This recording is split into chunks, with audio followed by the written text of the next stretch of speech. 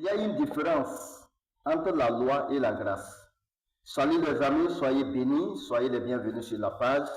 Et je suis très content ce matin, je voudrais vous partager quelque chose que j'ai découvert dans la Bible. En lisant tout simplement et en méditant, je me suis rendu compte que Dieu, dans son amour, a départi la Bible en deux parties. Il a divisé la Bible, la parole de Dieu qu'il nous a donnée pour notre bien là, ça a été divisé en deux parties que nous ne devons pas confondre, c'est-à-dire l'Ancien Testament et le Nouveau Testament. Alors donc, je vous présente justement de façon survolée et chacun va commenter. Si vous voulez qu'on rentre en profondeur, on pourra revenir là-dessus pour éclairer davantage. Vous voyez, c'est très très important.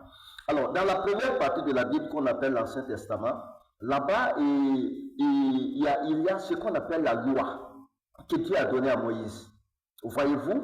Et la loi a été donnée par Moïse. Nous pouvons lire cela dans Jean 1, verset 17. La loi a été donnée par Moïse. Et cette loi-là, son but, c'était quoi? Écoutez très bien. Le but de la loi, c'était quoi? Nous connaissons tous la loi. Et tu ne tueras point, tu ne convoiteras point, tu ne feras point de ceci ou cela. Tout ce qui est mauvais a été donc interdit par la loi. Regardez bien. Le but de la loi, c'était faire quoi? Révéler le péché. Regardez bien. Le but de la loi, c'était de révéler le péché. Montrer la sainteté de Dieu et la justice que Dieu exige. Voyez? Et le caractère de cette loi est très bon, bien sûr. Ce n'est pas mauvais parce que ça vient de Dieu. Le caractère est bon. C'est très bon.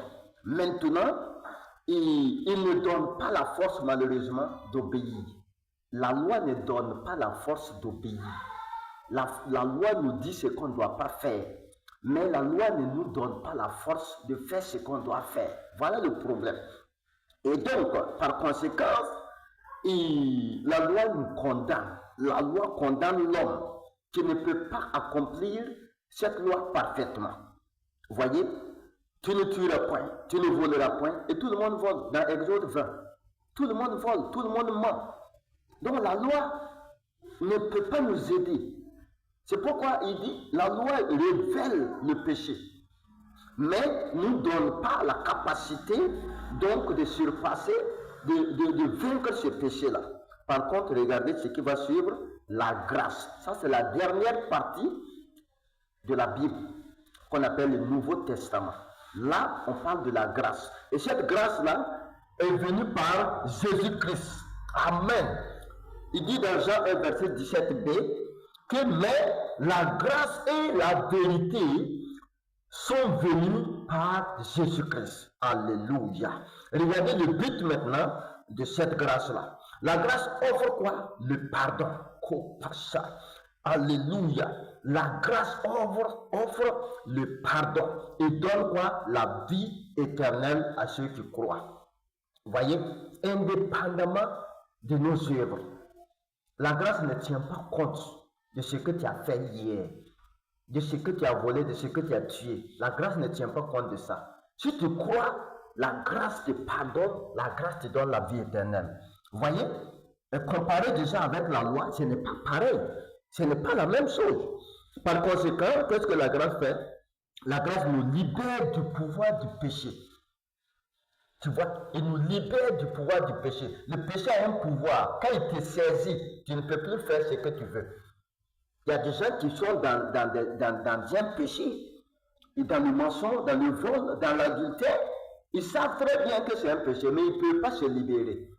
Vous voyez? Mais quand la grâce vient, la grâce te donne cette capacité de sortir du péché. Vous voyez? Et c'est Jésus qui donne cela. Et nous rend capables de vivre pour Dieu par le Saint-Esprit. La grâce vient avec un esprit plus grand que l'esprit de ce monde-là.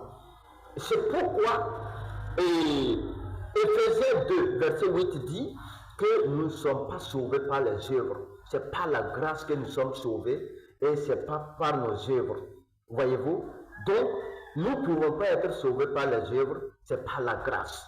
Si tu m'écoutes, tu es chrétien, tu n'es pas chrétien, sache que ce n'est pas la grâce qu'on peut être sauvé.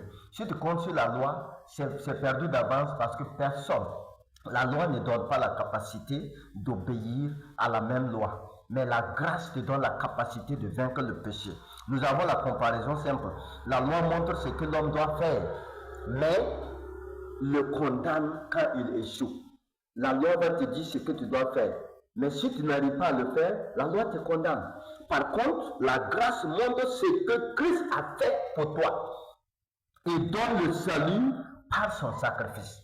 La grâce donne le salut par le sacrifice de Jésus. C'est Jésus qui a payé, c'est Jésus qui a réussi pour toi. Donc ton échec ne compte plus. Voyez-vous? Alors donc, voici un peu le message que j'avais ce matin pour vous.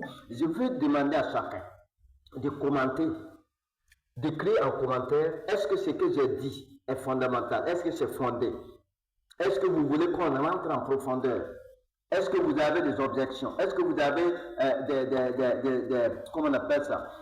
Vous avez quelque chose à ajouter? Allez-y. On va sonder ensemble. Et je vous reviens bientôt dans les réponses. Que Dieu vous bénisse. Amen.